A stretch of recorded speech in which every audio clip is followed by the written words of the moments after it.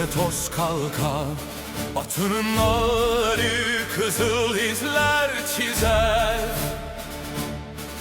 Tek yamasında bir yenin durur.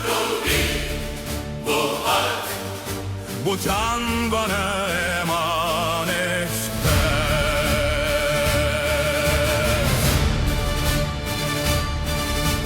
Gözsüz ıssız yüreği demir, gözünde sönmeyen bir ateş parlar. Bir avuç yiğitle karşısında fırtına dönmek doğar. Süper olur kendisi. Yolsuz han, Türkmenin onuru.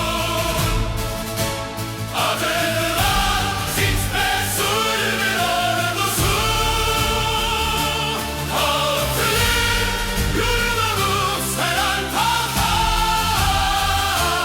Yeminleri tertemizdir şu an. Coşsuz han, direnişin sesi. Her kalpte çarpar özgür nefesi. Buzuldan bu bayrak, bu divan. Birlik olur, can yükselir arşa. Geceye sığmaz yanan ocaklar, anaların duası göğe yükselir. Kılıcın gölgesinde çocuklar güler. Namusla korunan yurt kök sarar.